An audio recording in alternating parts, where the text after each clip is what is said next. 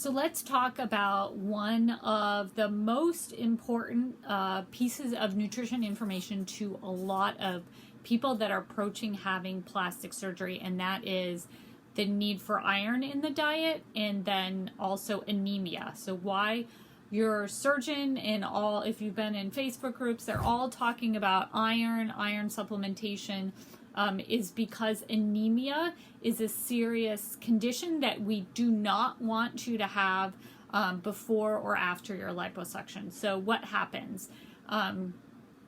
Preoperative anemia affects 30 to 40% of patients undergoing major surgery and is an independent risk factor for perioperative blood transfusion, morbidity, and mortality. So what happens is you either have absolute or functional iron deficiency. So what you want to have is an adequate source of iron in your diet to bring the iron levels up in your body. If your iron levels are low before surgery, Gomez-Ramirez study says that you may need 6 to 8 weeks of supplementation to correct this. And that's if you can tolerate the supplement. So what we want to do in the months and years before surgery, because I know a lot of women are planning far in advance the surgeries they want and taking their time choosing the surgeons. While you're taking the time choosing the surgeons is a great time to add iron into your diet to make yourself healthy in general. Iron deficiency is an issue within our population, everyone. I myself have a history of iron deficiency, and it will also help you as you approach surgery, because a lot of surgeons will do a test for your iron levels before surgery, and if you don't have high enough iron levels, they will postpone that surgery on you. So it's definitely worth it for you to get your iron where it needs to be. So in wound healing, iron deficiency results in impaired immune cell function in the inflammatory phase, and then decreased tensile strength, which means your scars aren't as strong as they could be as the scar is forming.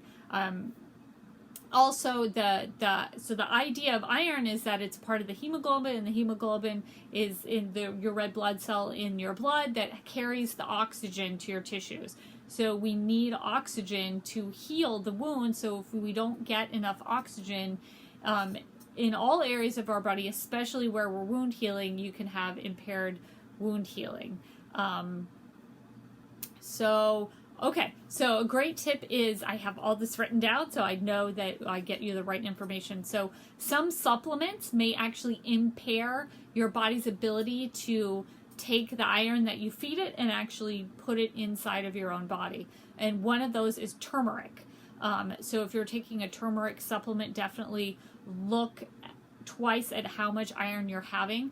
So on the positive side is you can go to your primary care physician and get your iron levels tested far in advance of surgery, so you know if you do need supplementation or not.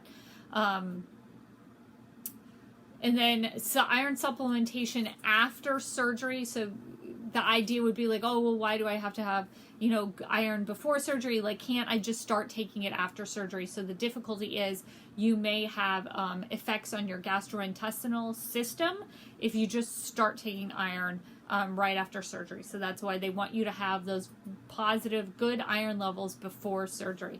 So what are some tips for how to maximize your iron intake? And a lot of these are tips I use myself. So don't consume iron-rich foods with either coffee or tea.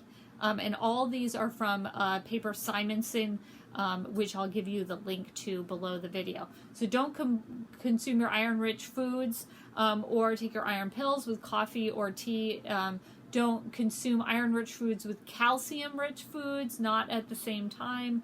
But do pair your iron-rich foods with vitamin C-rich foods. So what this looks like in my diet is I take my iron pill at night before I go to bed, away from all the food, so it's nowhere near, coffee, tea, calcium, stuff like that. But I do take it with an orange.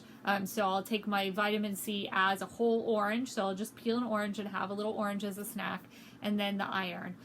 Supplemental iron is best taken on an empty stomach with a full 8-ounce glass of water or orange juice. So what I do is I like to get the fiber as well, so I'll just eat an entire orange.